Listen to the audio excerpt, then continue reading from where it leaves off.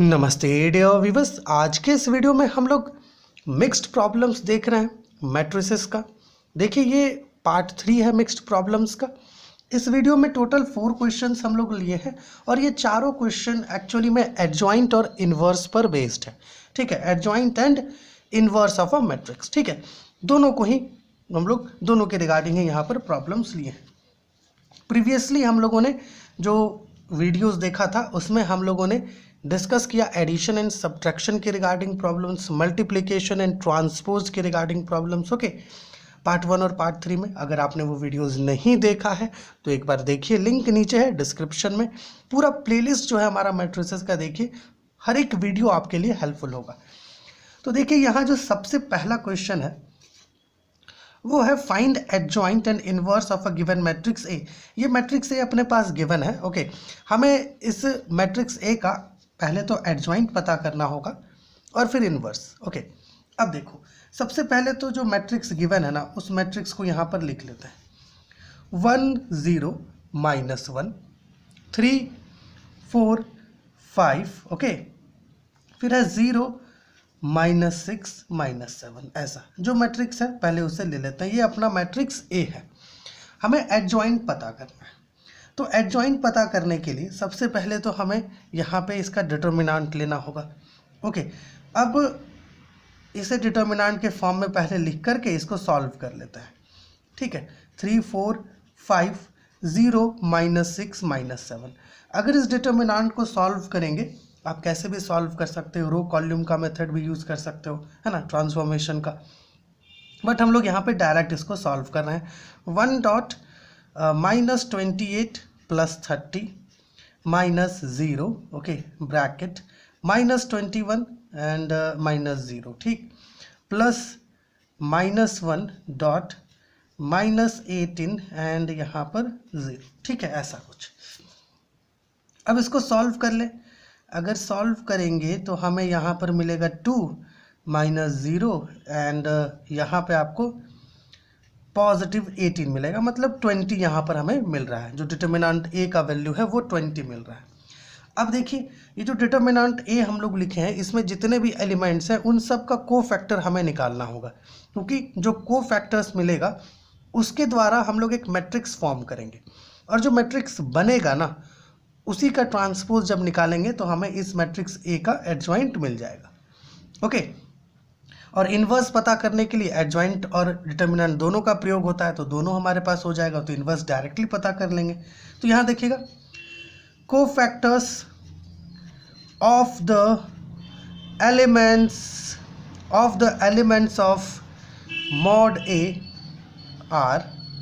Okay, mod A R, यहाँ पे जो पहला एलिमेंट है 1, इसका अगर कोफैक्टर पता करें तो चलिए इसको A11 ले लेते हैं, क्योंकि ये क्या है फर्स्ट और फर्स्ट कॉलम में है इसलिए।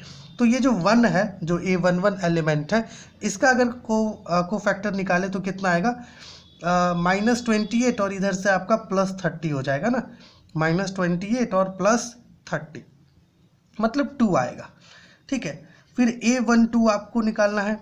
A12 मतलब 0 एलिमेंट, ये जो 0 है इसका कोफैक्टर, तो यहाँ से अगर निकाले तो हमें मिलेगा -21, क्योंकि हम लोग जो कोफैक्टर पता करते हैं ना वो इस रूल के अकॉर्डिंग करते हैं। ये रूल होता है सिंबल रूल। ओके, इस रूल को फॉलो करेंगे हम लोग, ठीक है ना, इसी रूल के अकॉर्डिंग पता करेंगे हम लोग। ठीक, तो A12 निकाल रहे हैं मतलब बीच वाले एलिमेंट को, तो इसको नेगेटिव लेंगे हम लोग।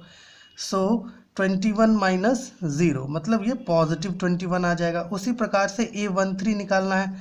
A13 हमारा पॉजिटिव आएगा, तो A13 जब हम लोग निकालेंगे तो -18 मिलेगा हमें। ठीक है, फिर चलिए A21 कर लेते हैं। ओके, मतलब ये 3 जो एलिमेंट है इसका कोफैक्टर पता कर लेते हैं। इसका कोफैक्टर पता करेंगे तो हमें यहाँ से 0 एंड +6 अकॉर्डिंगली -6 मिलेगा।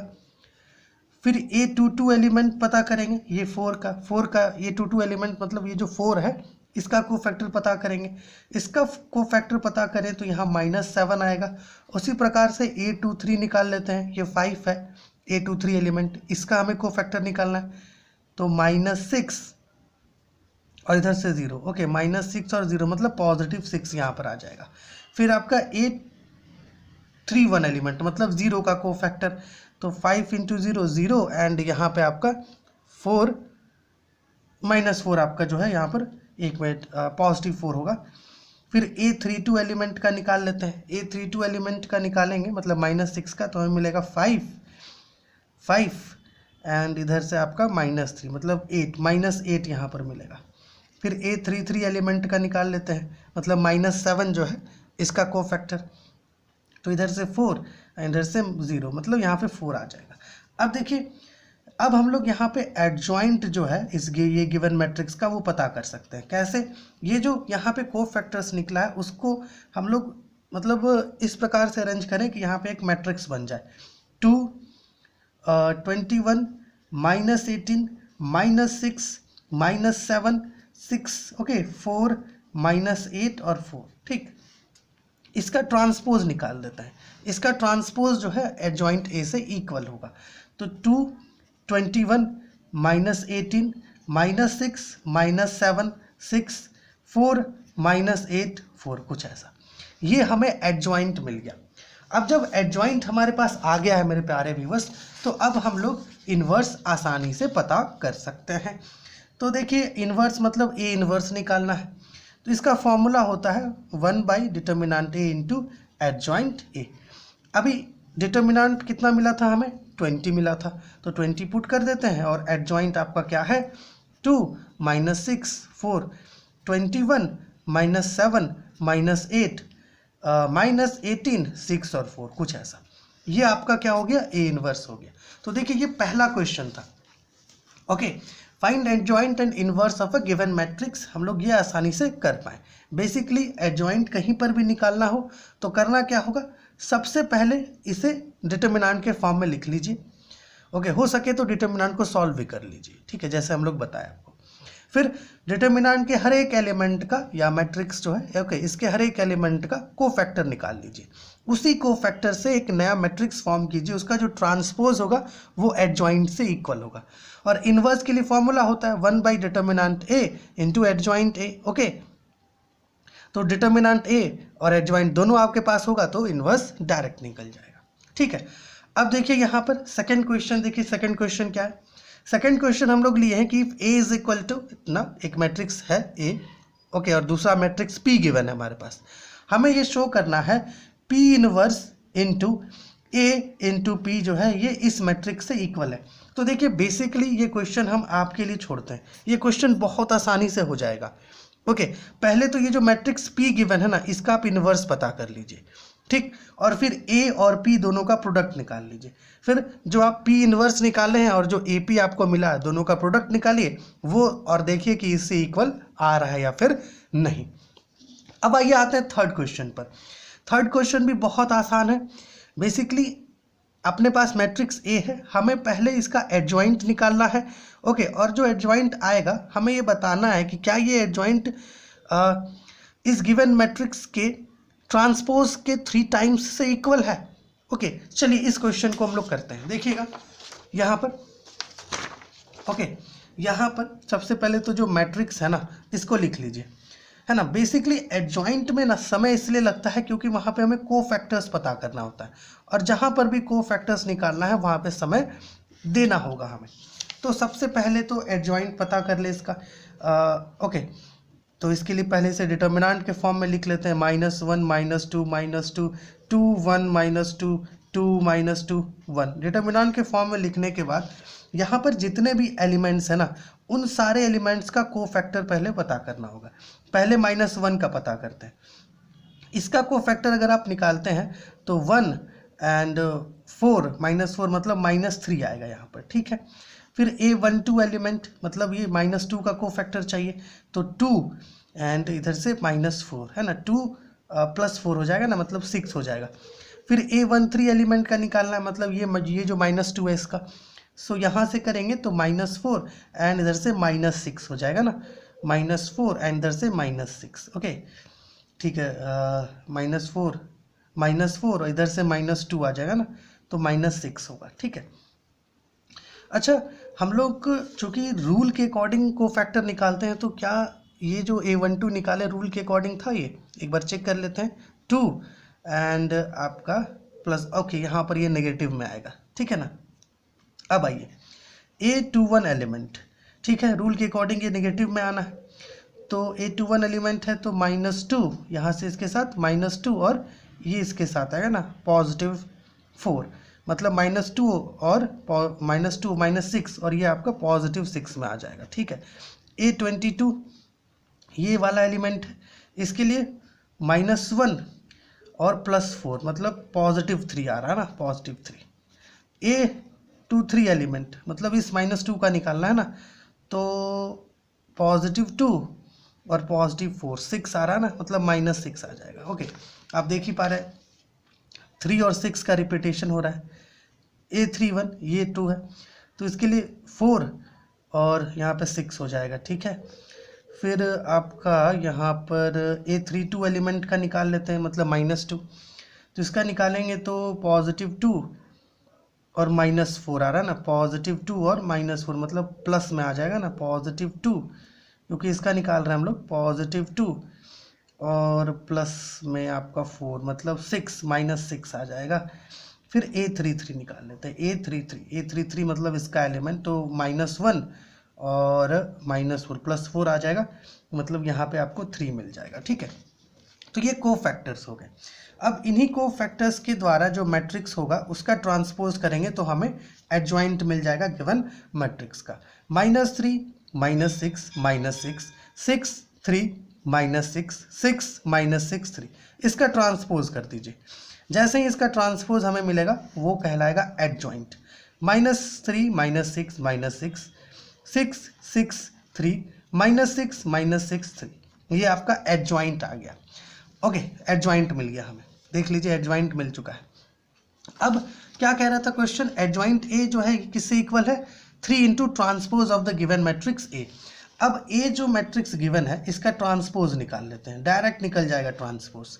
ये मैट्रिक्स है, रो और कॉलम्स को इंटरचेंज करना है, -1 -2 -2, ओके, 2 1 -2 2 -2 1, लीजिए ट्रांसपोज आ गया। अब करना क्या है, 3 से मतलब एक स्केलर क्वांटिटी 3 से इसको मल्टीप्लाई करना है, तो 3 से मल्टीप्लाई कर दीजिए, मतलब ए मतलब जो गिवन मैट्रिक्स ए है इसका जो ट्रांसपोज हमें मिला है इसके हर एक एलिमेंट को 3 से मल्टीप्लाई कर दीजिए, तो -3 6 6, ओके, -6 3 -6 -6 -6 3। ये देखिए ऐसा करिए, ये जो एडजॉइंट ए हमें मिला था इसको 1 ले लीजिए और ये जो 3a प्राइम मिला है इसको 2 ले लीजिए। अब फ्रॉम 1 and 2 क्या हम लोग ये कह सकते हैं कि एडजॉइंट ए जो है ये 3a प्राइम से इक्वल है, बिल्कुल कह सकते हैं।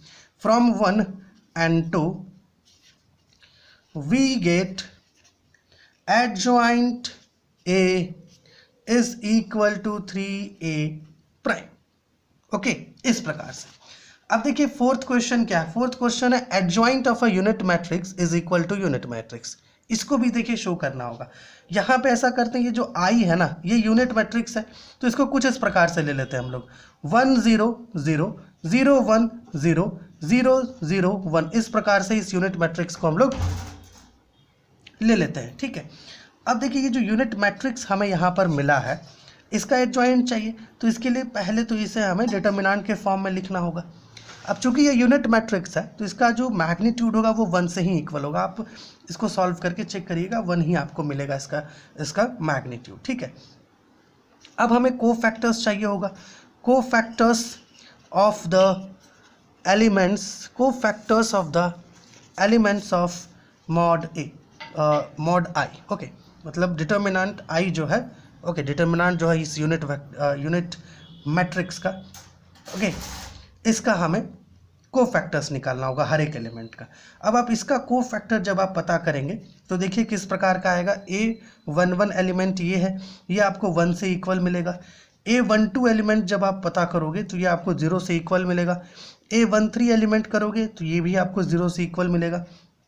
A21 एलिमेंट पता करोगे जब आप तो ये भी 0 से इक्वल मिलेगा। यहाँ से आप मल्टीप्लाई करके चेक कर सकते हैं, हम लोग डिटर्मिनेंट के फॉर्म में लिखे नहीं है, डायरेक्ट ले रहे हैं, ठीक है, क्योंकि कुछ चीज़ें डायरेक्ट करने से समय बचता है ना। A22 एलिमेंट के लिए आप कोफैक्टर पता करोगे तो वो 1 से इक्वल मिलेगा। A23 एलिमेंट वापस से 0, A31 एलिमेंट वापस से 0, A3 2 एलिमेंट भी 0 और A3 3 एलिमेंट आपको 1 से इक्वल मिल जाएगा। अब देखिए यहाँ पर चूंकि कोफैक्टर्स मिल गया है तो आप इसका क्या कर सकते हैं, एडजॉइंट पता कर सकते हैं। एडजॉइंट आई, जो मैट्रिक्स जो कोफैक्टर्स मिला है उससे मैट्रिक्स बना लेते हैं 1 0 0 0 1 0 0 0 1। देखिए हुई है आइडेंटिटी मैट्रिक्स जो लिए थे उसी से इक्वल आ रहा है ना। अब आप इसका अगर ट्रांसपोज भी करेंगे तब भी ये आपको आइडेंटिटी मैट्रिक्स ही मिलेगा। ओके, आप ट्रांसपोज भी करके चेक करिए, आपको ये आइडेंटिटी मैट्रिक्स ही मिलेगा। सो बेसिकली हम लोग क्या देख पा रहे हैं कि जो एडजॉइंट हमें मिल रहा है वो आइडेंटिटी मैट्रिक्स से ही इक्वल है। So adjoint I is equal to I, ये आपका प्रूफ हो गया, शो कर दिए हम लोग। ओके, सो देखिए आज के इस वीडियो में हम लोग एडजॉइंट और इन्वर्स के रिगार्डिंग प्रॉब्लम्स लिए। ये क्वेश्चन नंबर 2 को आप जरूर से जरूर सॉल्व करिएगा। सो चलिए मिलते हैं आपसे अगली वीडियो में।